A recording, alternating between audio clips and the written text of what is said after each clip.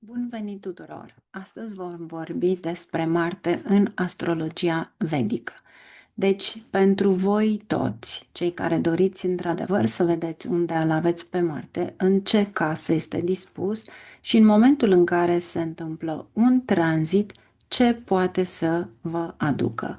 Știți foarte bine că din cei care vizionați de pe canalul YouTube, horoscopul dur este făcut în funcție de Marte. De ce? Pentru că este o planetă malefică.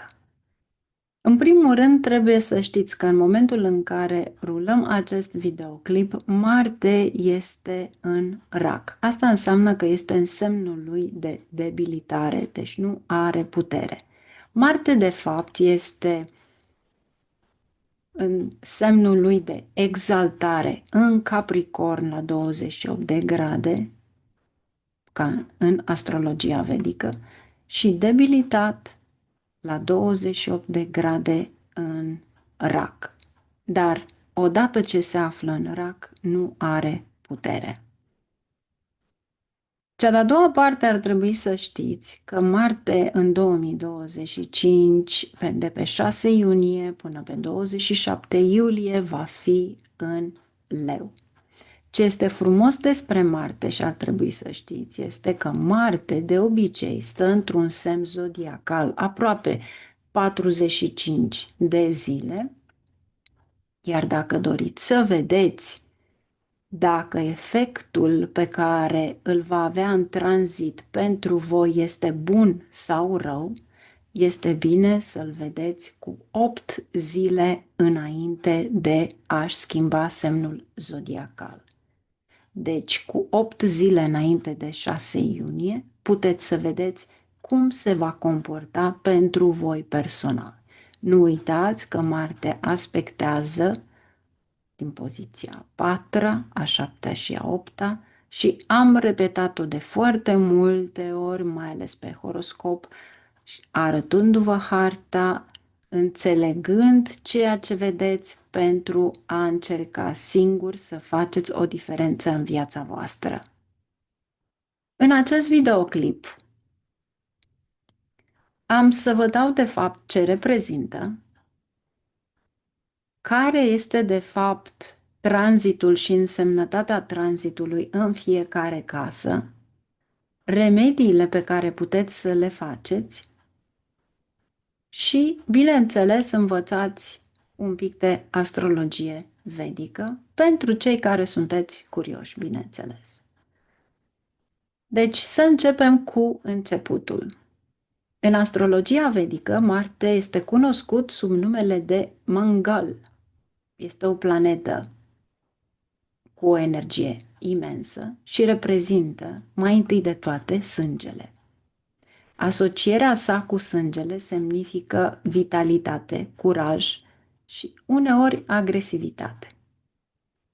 Natura lui malefică, Marte este considerat o planetă malefică, ceea ce înseamnă că poate aduce provocări, conflicte, dificultăți. Marte aduce accidente. Marte este adesea legat nu numai de accidente, răni și evenimente bruște și violente sau răsturnări de situație. După cum știți, pe o hartă, întotdeauna casa 8-a va fi acolo semnul Scorpionului, chiar dacă ești alt ascendent. Pentru că din umbră vor guverna planetele care guvernează Scorpionul. Iar planetele care guvernează Scorpionul sunt Marte și Ketu, care este nodul sud al lunii. O umbră, de fapt. Ce altceva mai putem vedea, de fapt, cu ce asociem? Cu un teren și proprietate. Deci guvernează terenurile, proprietățile imobiliare și bunurile fizice.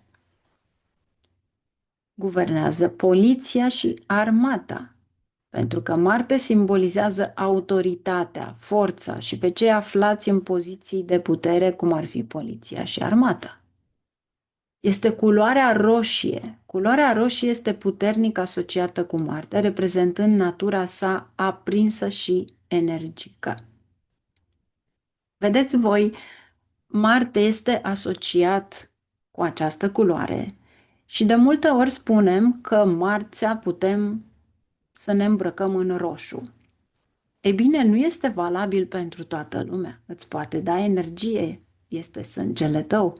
Dar dacă tu ai un Marte în casa 8-a sau ai un Marte pe harta ta natală debilitat, ceea ce vei face este să activezi pe Marte având accidente sau orice altceva.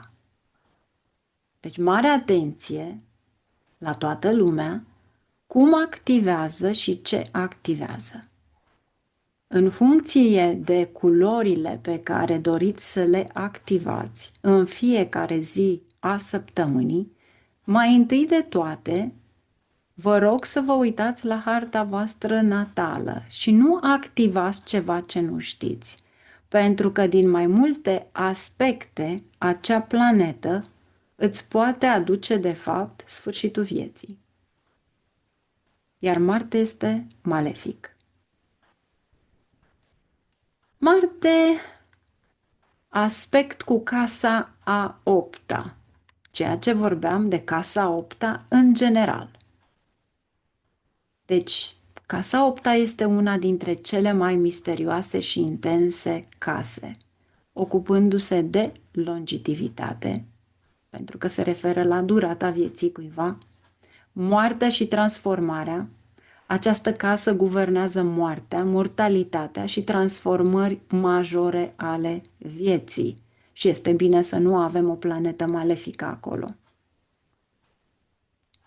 Moștenirea și finanțele comune, deci semnifică resurse comune, moșteniri și banii altor persoane. De obicei are de-a face cu moștenirea care vine după partenerul de viață și tot acolo casa respectivă are de-a face cu socrii voștri.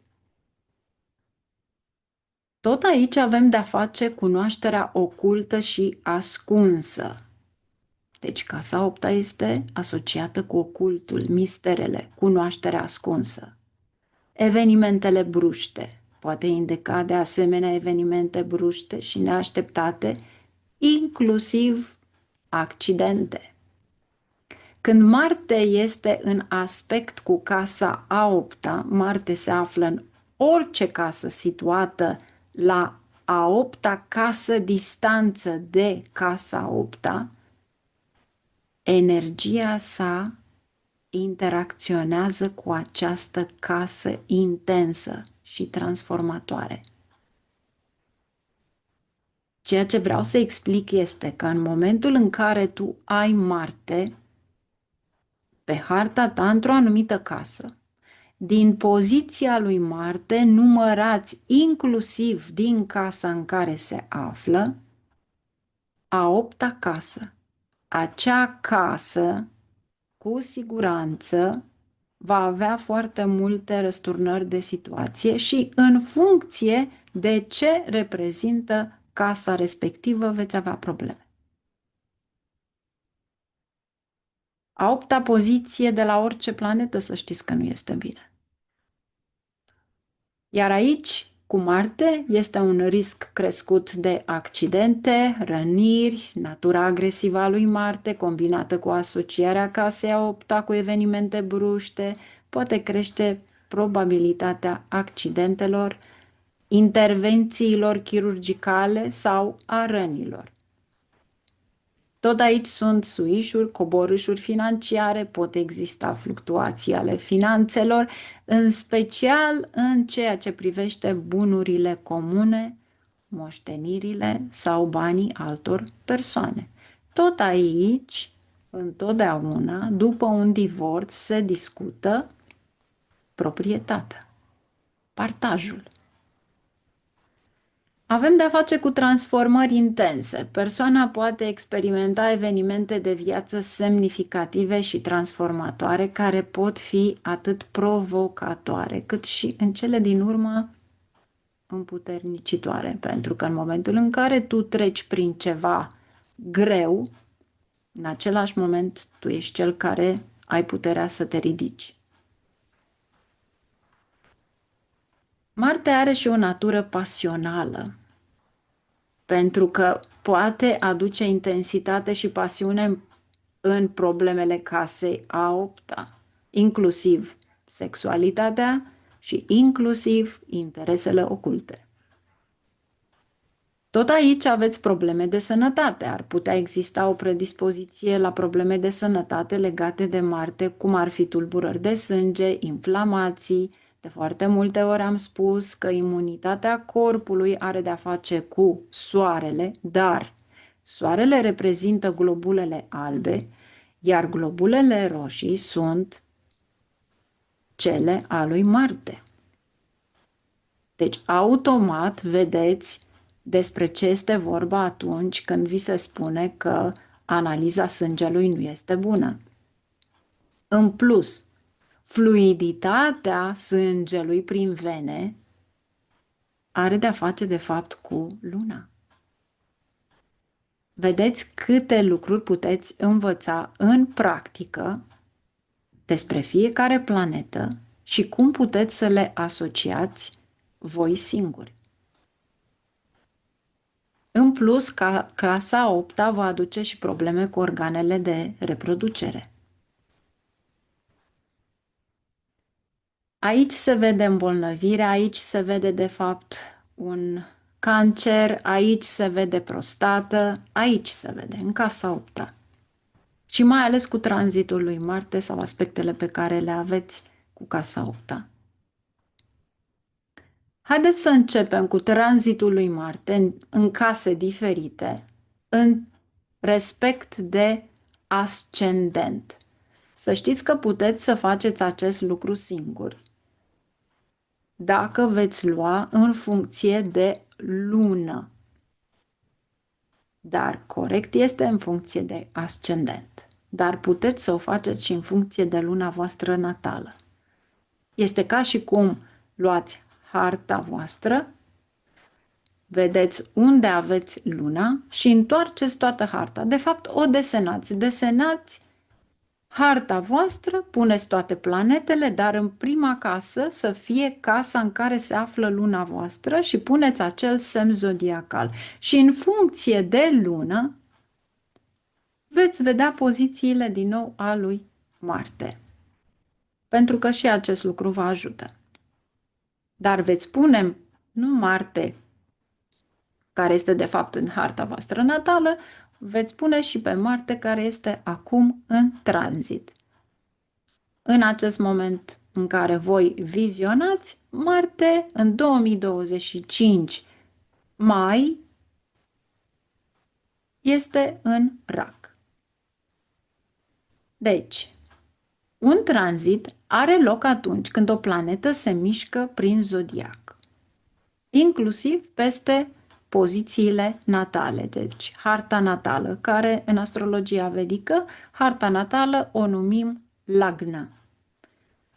Acum am să vă dau o prezentare generală a efectelor tranzitului lui Marte prin diferite case și Lagna. Deci luăm prima casă, care de fapt este Lagna. Tranzitul lui Marte în prima casă. Persoana se poate simți mai energetică, asertivă și încrezătoare.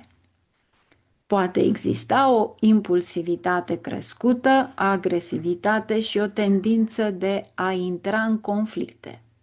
Este o perioadă de activitate fizică și motivație sporită.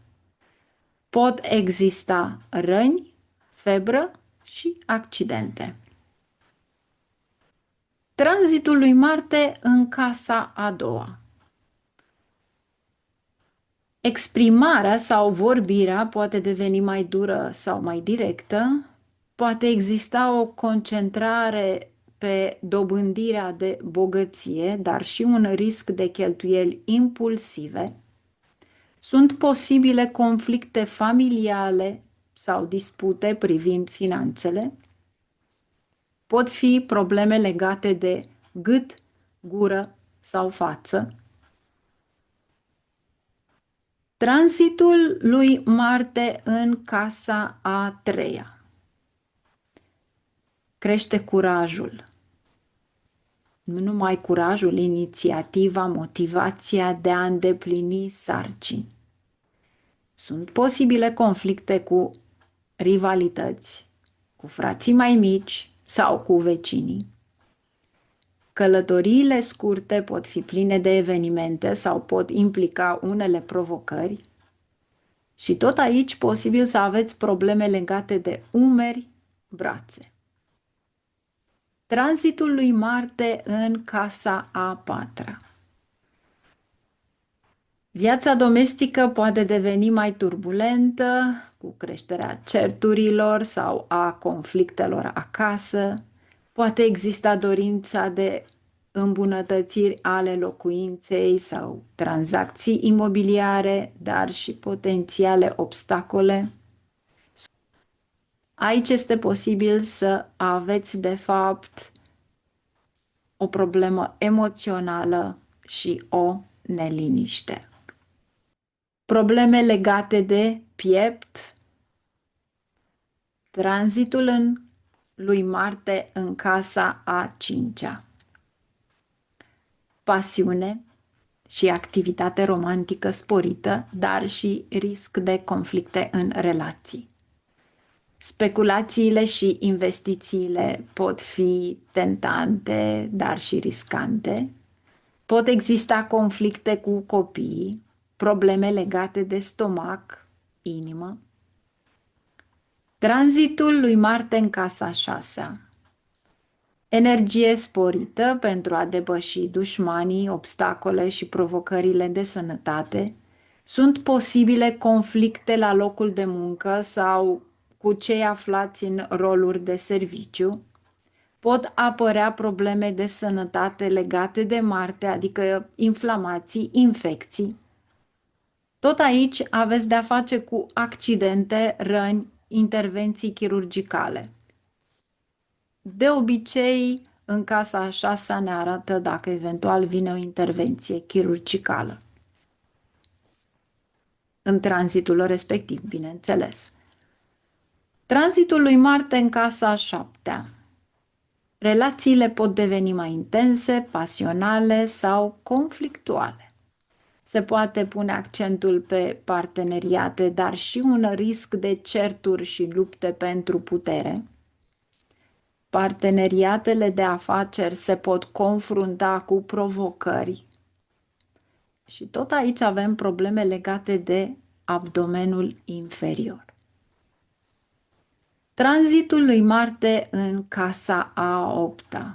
După cum am discutat anterior, acesta este un tranzit intens cu potențial pentru evenimente bruște, transformări și provocări. Nu voi repeta pentru că deja am repetat la început. Tranzitul lui Marte în casa a noua. Pot exista conflicte legate de credințe, religie sau și filozofie. Călătoriile pe distanțe lungi pot fi pline de evenimente sau provocatoare. Creșterea energiei și a motivației către studii superioare sau căutări spirituale. Și pentru unii dintre voi posibil să aveți probleme legate de coapse. Tranzitul lui Marte în casa a zecea.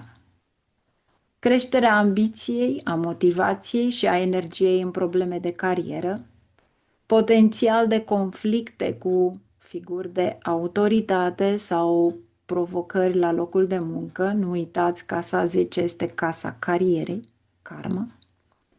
Este ceea ce dați în această societate, în această viață. Este o perioadă de activitate sporită și de strădanie pentru obiectivele pe care le aveți. Și tot aici, posibil unii dintre voi să aveți probleme legate de genunchi, articulații. Tranzitul lui Marte în casa 11. Activitate socială sporită și dorința de a atinge obiectivele și ambițiile voastre pe care le aveți. Potențial de conflicte cu prietenii sau în cadrul grupurilor sociale, câștiguri financiare, iar aici cu un oarecare efort și o concurență și posibil pentru unii dintre voi probleme legate de picioare, gleznă. Tranzitul lui Marte în casa a 12-a. Energia poate fi direcționată spre interior, către căutări spirituale sau izolare. Pot exista conflicte, pierderi sau cheltuieli ascunse. Aici există un risc crescut de spitalizare, accidente sau închisoare. Sau pur și simplu cheltuieli nesăbuite. Tot aici avem probleme legate de picioare și în special tălpi. Voi da câteva remedii. Cine poate să le facă, cine vrea să le facă, în special cei din exterior, știu câteva din ele, dar eu voi enumera și în funcție de fiecare dintre voi, personal, puteți încerca. Iată câteva remedii vedice, tradiționale, pentru a atenua efectele negative a lui Marte. Fie ascultați pur și simplu Hanuman Chalisa. Este bine să țineți post în ziua de marți pentru a liniști un pic pe Marte. Donați obiecte roșii. Donați pânză roșie, linte roșie, cupru și alte obiecte de culoare roșie. Pentru unii este bine de purtat coral roșu, dar din moment ce tu nu știi unde este Marte pentru tine și trebuie să alegi exact ziua specifică care să-ți poată aduce beneficiu, atunci numai în cazul în care veți consulta un astrolog înainte de a purta orice piatră prețioasă sau semiprețioasă. Tot aici avem mantre care într-adevăr să ajute pentru a liniști pe Marte, dar una dintre cele mai importante este mantra Ma Baglamukhi. Un alt lucru ar fi să încerci să te liniștești, să-ți controlezi furia, să reduci impactul negativ al lui Marte. De multe ori am spus să donați sânge. Donarea de sânge este văzută ca o modalitate de a-l potoli pe Marte. Cei care nu donați sânge, faceți o analiză de sânge pentru a încerca să scoateți din efectul pe care îl puteți avea cu Marte. Diminuați, de fapt, acel efect. Nu uitați încă ceva. Marte are de-a face cu utilajele. Se recomandă să nu cumpărați mașini sau orice alt fel de utilaje atunci când Marte este debilitat în special sau tranzitează în semnul leului, după cum am spus, de pe 6 iunie până pe 28 iulie. Leul este guvernat de soare, reprezintă electricitatea. Veți avea marea surpriză să vedeți că orice veți cumpăra, fie veți avea în casă televizor, știu eu, aspirator, orice este casnic posibil în această perioadă să se strice sau ceva se întâmplă și veți alerga în continuu să-l reparați, chiar și o mașină. De ce mașina? Mașina am spus că este Venus, dar motorul în față este Marte. De aceea am spus că nu este bine până la data respectivă să nu investiți în ceva. Dacă acea mașină a fost acum 2-3 luni de zile, ați început să o plătiți sau într-adevăr ați văzut-o, atunci puteți să mergeți, dar nu cumpărați o mașină atunci când Marte este debilitat și după 6 iunie va intra de fapt și în Leu. Și vedeți, dacă într-adevăr pentru voi personal, în harta voastră personală, cu 8 zile înainte de a schimba semnul respectiv, veți vedea dacă este bun pentru voi sau nu în următoarea perioadă.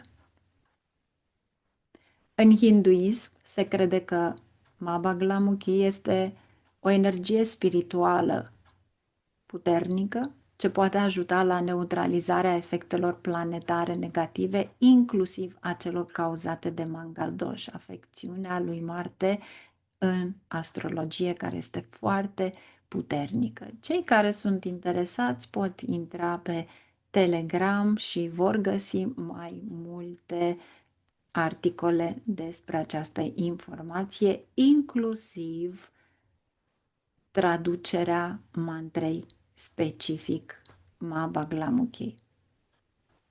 Să vă dați un pic interesul de a vedea voi personal pe harta voastră unde se află Marte, unde tranzitează în acest moment pentru voi, pentru a înțelege care este efectul respectiv.